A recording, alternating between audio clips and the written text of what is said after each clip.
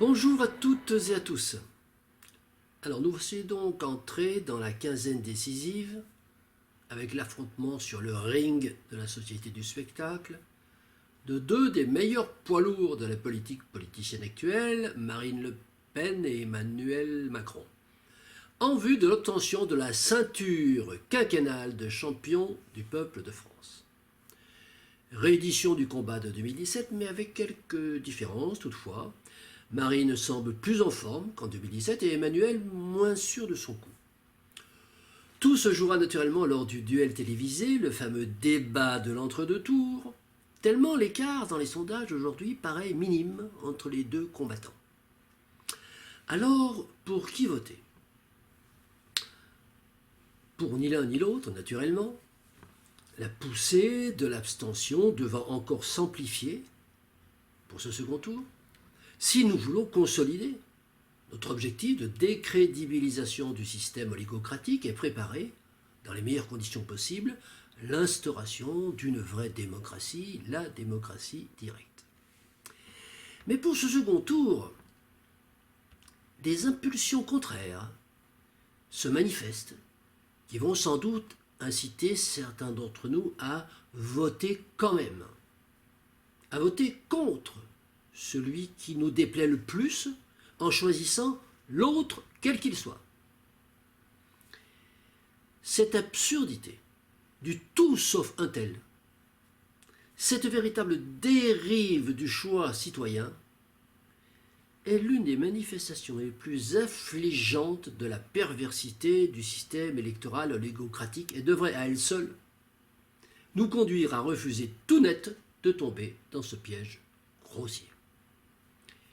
Nous l'avons déjà dit et répété. Tous les candidats, politiciens, professionnels sont tous des employés salariés de PME politiques, dont pour chacune l'objectif premier c'est d'assurer sa pérennité financière, c'est donc d'obtenir le maximum de votes, chaque vote étant payé par l'État au tarif de 1,70 €.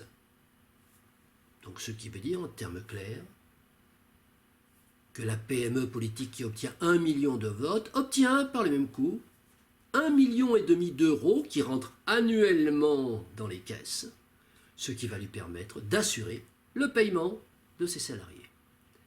On comprend dès lors que tout soit bon pour séduire sa catégorie d'électeurs afin de pouvoir augmenter son chiffre d'affaires.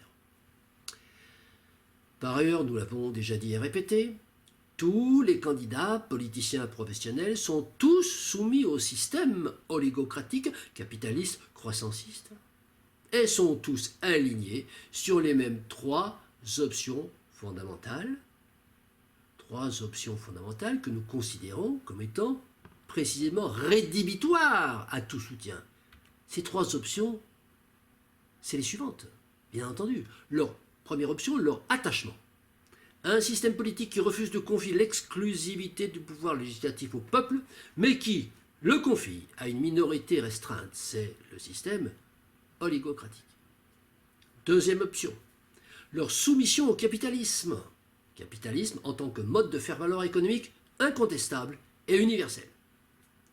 Troisième option rédhibitoire, leur croyance indéfectible en la durabilité de la croissance et leur propagande permanente pour cette idée de durabilité. Alors que nous le savons tous, la réalité, c'est au contraire la décroissance inéluctable du modèle économique actuel, et peut-être même sans doute à très court terme.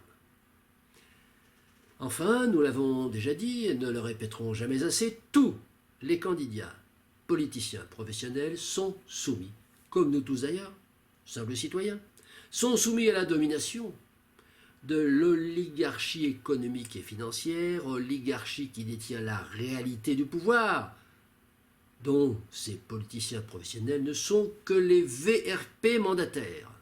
C'est pourquoi ils n'ont aucun moyen de prendre des mesures contraires aux intérêts du système global du capitalisme croissanciste, même s'ils le voulaient vraiment, ce dont nous pouvons largement douter. Et c'est l'équation impossible dans laquelle se trouvent enfermés tous les candidats politiciens professionnels, quels qu'ils soient. Et c'est la raison pour laquelle il ne faut voter pour aucun d'eux. Je vous remercie.